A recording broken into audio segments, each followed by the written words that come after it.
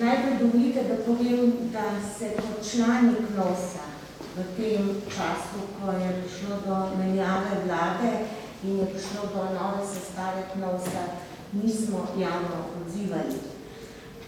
Prav pa je, da ali pa na nek način nastopi trenutek, ko pa vidimo, da je to nujno potrebno. In danes je zagotovo tak trenutek. Najprej povem, da že dlje časa spremljamo zelo konfuzno vodenje KNOVS-a strani predsednika te komisije, gospoda Matjaža Nemca.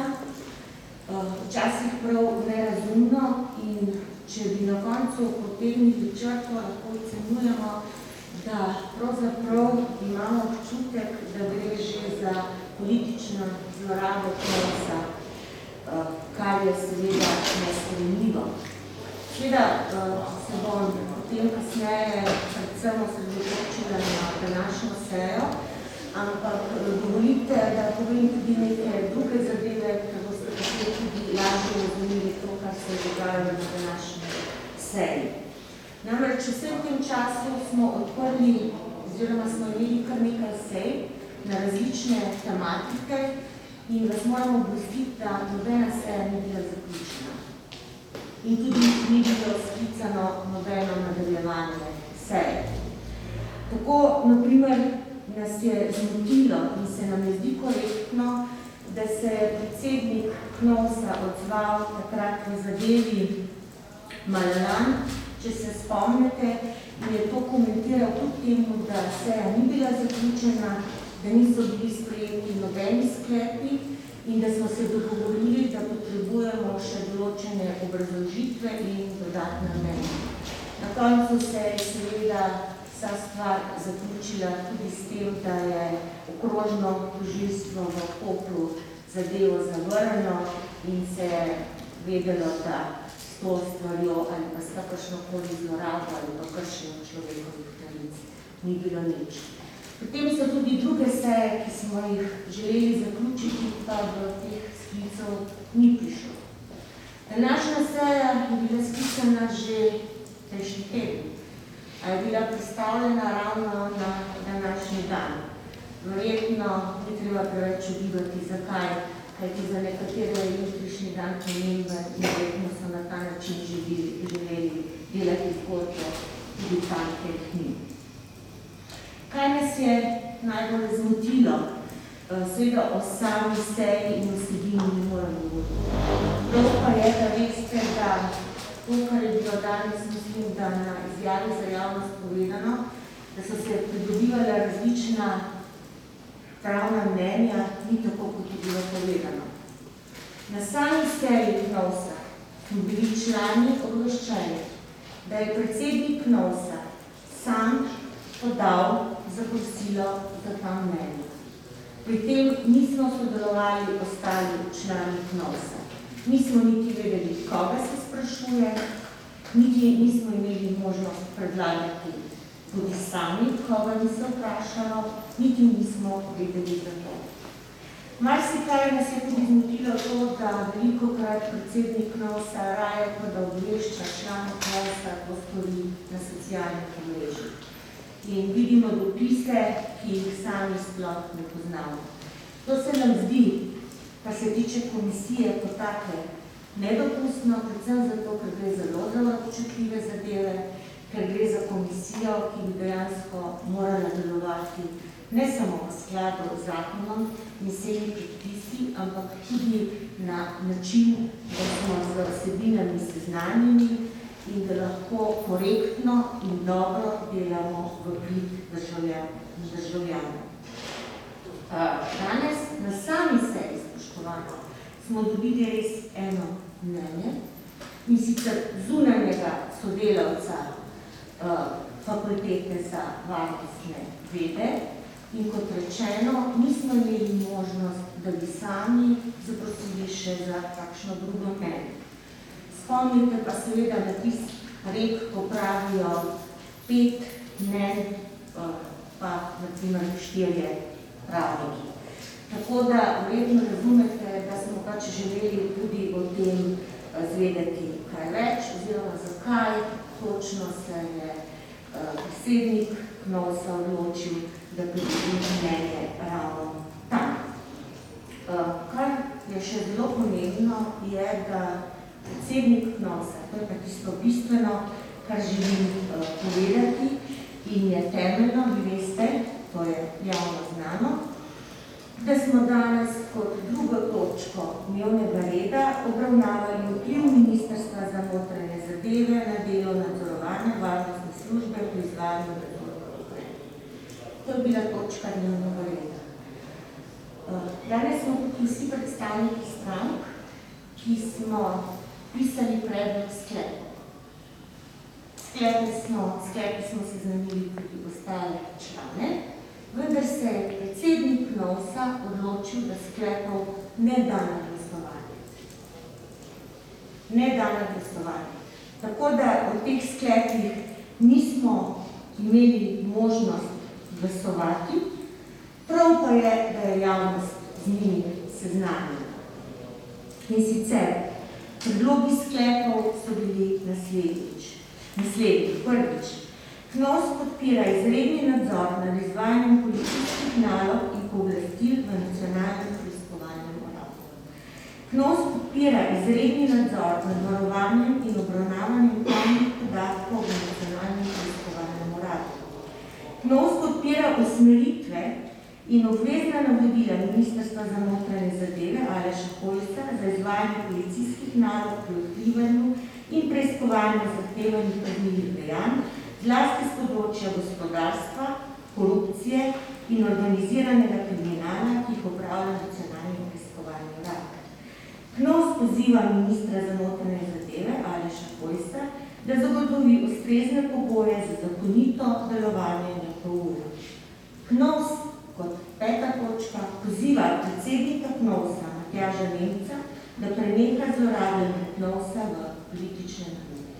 Kot rečeno, vidite, da se točke nanašajo na dnevni red, vendar po tolmačenju predsednika komisije za njega to ni bilo tako in sklepov enostavno ni želel dati na glasovanje. Zakaj predvidevam, da tudi zato, ker pač ni želel, da bi se tovrstni sklepi sprejeli. Skratka, pač lahko vam povem, da takšen način dela zelo otežuje naše delovanje in kot člani KNOVS-a v tem sklicu, oziroma po tem, ko smo bili zamenjani, smo od prvega dneva želeli delovati kooperativno, želeli smo, da ta, bi rekla, komisija dela v skladu z zakonom in da je nam skupen interes, da se ugotavljajo tiste stvari, ki bi potencialno ali pa predstavljali zlorabo. Toliko iz moje strani. Če boste pa želeli še kakšno vprašanje, smo vam pa na voljo. Hvala. Luka Gorenec, Nova 24. Nemec se med drugim na seji skliceval na različna pravna mnenja, lahko tudi rečemo nekaterih pristranskih strokovnjakov, policijski sindikat, Slavko Horoš, Tomaž Čas, Bojan Žagar in večina pravnih strokovnjakov je mnenja, da v zadevi ni nič spornega. Kako komentirate, da se on opira samo na določena mnenja, ki so njemu pogodili? Hvala lepa. Kot rečeno, o teh mnenjih nismo seznanjeni. Mimo grede vam je omenil, da se je sam pozanimal tudi pri nekaterih drugih za različna mnenja, ampak poglejte, čudi me, da pri tem spisku ni še Damirja Črnčica.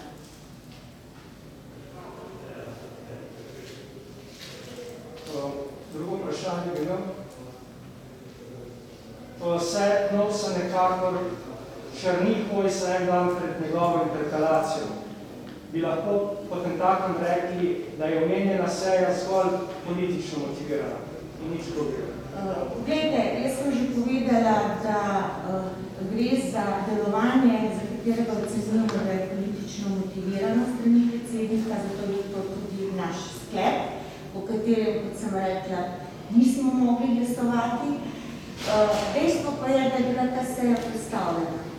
Zakaj ravno na dan ali pa dan pred interpelacijo si pa lahko odgovoril vsak sam?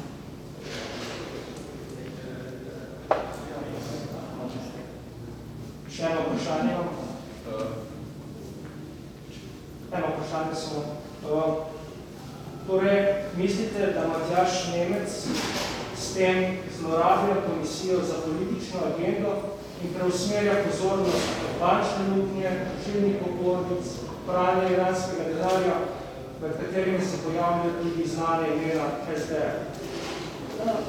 Glejte, to pač je težko sicer zdaj komentirati, nekaj stvari bi mogli vprašati njega, me pa kot ne samo političarko, ampak državljanko Republike Slovenije zelo skrbi, da nekdo problematizira to, da bi se odprle zadeve, zaključene zadeve, ki so pomenile milijardno oškodovanje državljank in državljanov. Predstavljajte si sedaj, ko imamo rebalans, ko pripravljamo proračun, kaj pomenijo te milijarde. Jaz mislim, da bi vsakem politiku moralo biti v interesu, da se stvari raziščajo in da stvari do dna. Vi dobro veste, da smo v Državnem zboru imeli tudi 2 preiskovalni komisiji, kar se tiče tako imenovanega pranja denarja, je bila celo odločitev sklepov soglasna. Do danes se praktično na tem področju ni zgodilo nič. In sami lahko ocenite, kdo je potem tisti, ki želi priti zgodbo do dna, kdo je tisti, ki želi, da se ve, kaj se je zgodilo in kje je ta denar in kdo je tisti, ki se skriva. Seveda pa morate vedeti, da pri teh sklepih vse so javni, so seveda navedeni tudi nekateri politični sopotniki predsednika Knovsa. Hvala. Marko Vrgorc, POP-TV. Zanima, če je gospod Nemec pojasnil, zakaj teh sklepov ni imel na glasovanju in naj drži informacije, da tega ni storil, ker je te sklepe hotel preveriti še pri zakonodajni službi parlamenta. Ja, pogledajte, to je manever, ki ga dopušča poslovnik. Vendar pa je treba poslovnik brati celoti. Dejstvo je, da lahko zahtevamo pravosodno, če se sklepi ne dotikajo vsebine oziroma dela. Kot sem povedala, sem prebrala točko dnevnega reda in vsi te sklepi so bili povezani s to točko dnevnega reda. Mogoče še to očitate, ne, da bi prišlo do, oziroma da je ta seja potekala v luči jutrišnje interpelacije, ampak se vam hkrati res zdi, da bi takšni sklep, kot ste jih sami predlagali, dan pred interpelacijo ministra Hojsa na nek način dodatno poskušali zaščititi. Poglejte, to sejo nismo sklicali mi. Tudi povedala sem, da je bila predstavljena. Jaz sem samo rekla, da si sami odgovorite, zakaj je bila predstavljena na dan pred interpelacijo. Naš namen je bil gotovo, da se ukvarjamo s točko dnevnega reda. In na podlagi točke dnevnega reda in vseh znanih dejstev, podrobno se ne morali, smo oblikovali te sklepe.